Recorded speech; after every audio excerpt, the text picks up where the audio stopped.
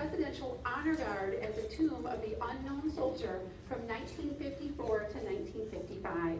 It's considered one of the highest honors to serve as a sentinel at the Tomb of the Unknowns. In fact, we have the award that Mr. Haupt has been awarded to so few. It's very, very neat. We are truly honored to have Mr. Haupt here today. Plus, we have to mention that his other claim to fame is he is the grandfather of our very own fourth grader, Eric Haupt. Let's give Mr. Haupt a West welcome.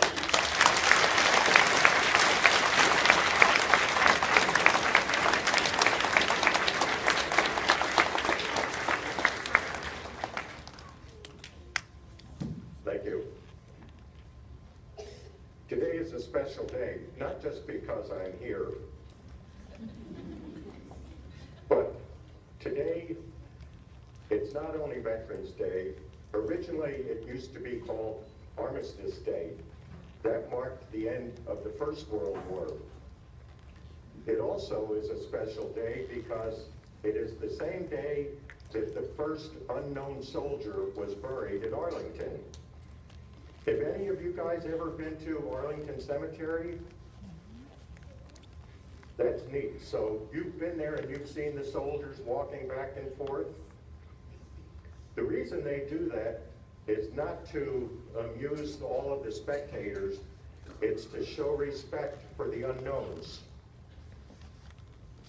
The first unknown was put there in Arlington in 1921. He was an unknown. I say he because in the First World War, only men were serving in the Army. In 1958, there were two more laid there in the ground at Arlington, one from the Second World War and one from the Korean War. Mankind never learns, do we? We always seem to have war after war, and nothing has changed as a result of it. Then in 1985, there was another unknown from Vietnam buried there. But his family was not convinced that what they had put in the ground was unknown. So 3 years later, they dug it up. And have you guys all heard about DNA? Yeah. Well, they used DNA 20-some years after that man was killed to identify who he was. And he was an Air Force lieutenant. And his family chose to have his remains taken from Arlington down to a cemetery by St. Louis called Jefferson Barracks National Monument. So now there's only two unknowns there in the ground because that other hole is empty. And that's for the missing in action and the killed in action. You know, there'll never be another unknown because all the military people have their DNA taken when they go into the military.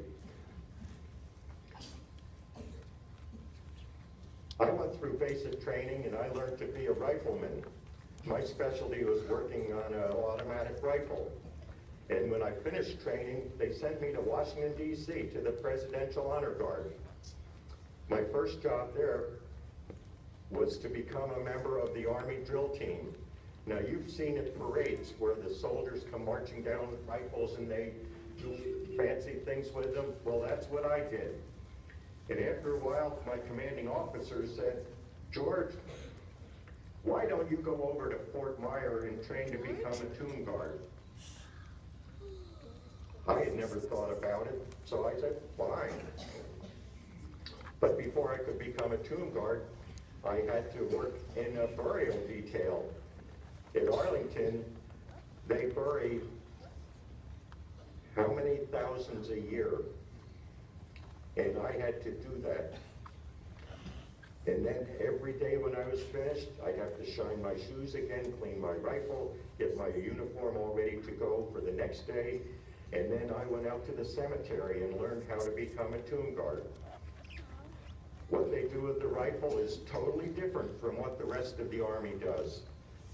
They walk differently. And you may have noticed when you were there that everything they do, you could have your stopwatch and you can watch everything they do, 21 seconds, 21 seconds, 21 seconds. And the 21 seconds is because that is the highest honor for somebody. Now, here's a picture of me. That is me on the left. And I was getting my buddy Marty Green ready to go on shift. That picture was taken in 1955. Marty passed on 2 years ago. Can we show that little movie, please?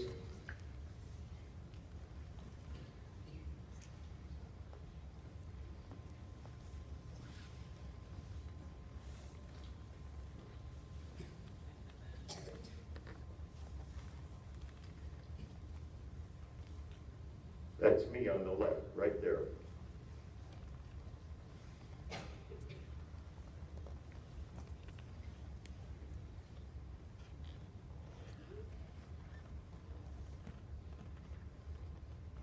Now, if you notice, those people, they can all come right up next to the sentry. There's nothing to hold them back like there is today.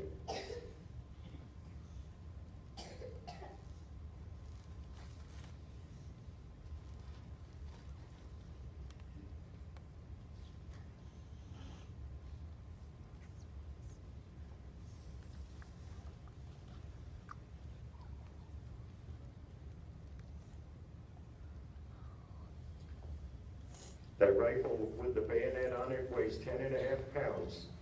So we had to do that for 1 hour. Okay, you can stop it now. Can you show a couple of those other pictures?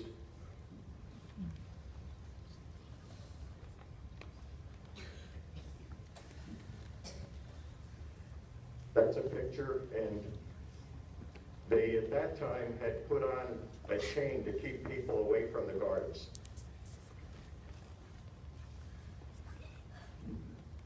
Now, can you see the face?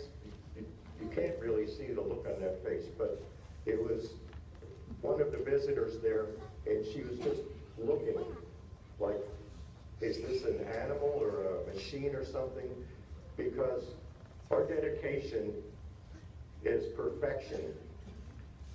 And one thing that we always do, the rifle is there, it's always on the shoulder, away from the tomb. That means that the man is guarding the tomb first, and then the rifle is guarding the man. And see that young man? And see how close they are?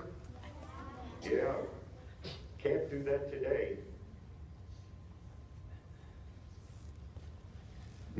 I'd like to read something to you in closing this. This is the Sentinel's Creed, and this is what the Sentinels down there feel about being a tomb guard. My dedication to this sacred duty is total and wholehearted, and the responsibility bestowed on me, never will I falter. And with dignity and perseverance, my standard will remain perfection. Through the years of diligence and praise, and the discomfort of the elements, I will walk my tour in humble reverence to the best of my ability. It is he who commands the respect I protect, his bravery that made us so proud. Surrounded by well-meaning crowds by day, alone in the thoughtful peace of night, this soldier will in honored glory rest under my eternal vigilance. Thank you.